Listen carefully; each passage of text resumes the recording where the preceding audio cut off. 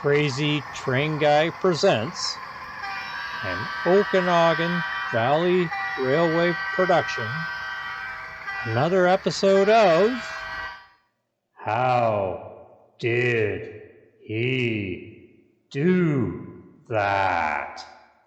In order to make a model train layout look more realistic, we use a bunch of different little tricks, and what I call illusions in some cases. In this case, I'm going to show you how to do shadow boxes. The example here is my fruit packing house in Haines, BC, and you can see where I've added loaders in the doors and a couple forklifts in that.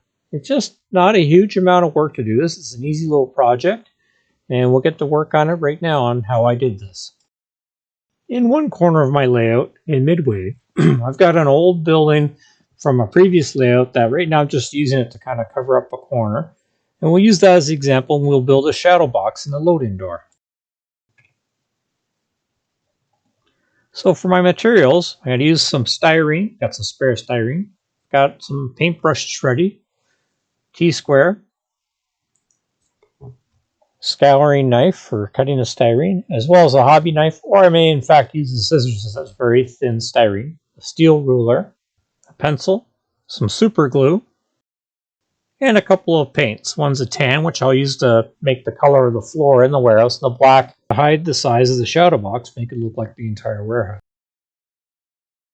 So now you can see I've cut out the various pieces to make the shadow box. The first piece is the base, which will actually rest on top of the narrow warehouse base that goes around the building. Next is the floor, which is 1 inch by 1.5 inches. And the right wall, which is 1 inch by 1 inch high. The rear leg, which is a little bit higher because there's no base there, so it's actually going to touch the bottom of the layout.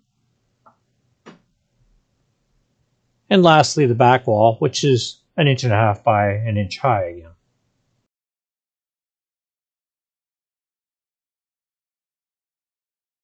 So now I've painted the floor a tan color and the walls black.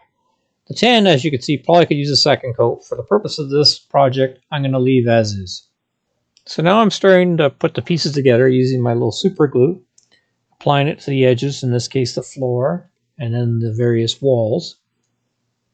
You have to be very careful of this. This stuff is very sticky. If you get your fingers sticky, it can be very difficult when you're trying to do the job. As you can see, I did struggle a bit here.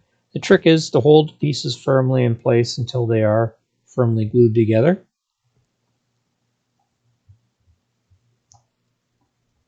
In my case here, I may have been acting a little hastily. I probably should have let those pieces dry first and then do the side piece, but I managed to make it work.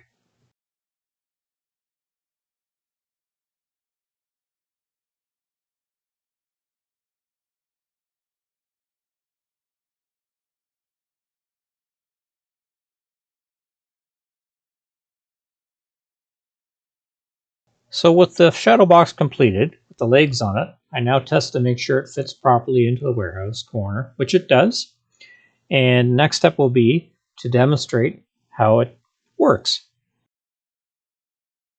So here's the finished product, and you can see I put a forklift in the door, which adds quite a bit of realism to the building.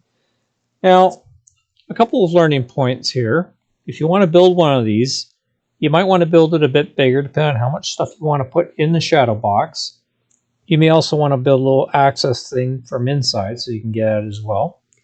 Another point is if you want to add lighting to the building and you want to add a higher level of detail to the shadow box itself, like maybe some more detail on the floor, maybe some racking in the warehouse, that sort of thing. So I hope you enjoyed this video and learned something new today.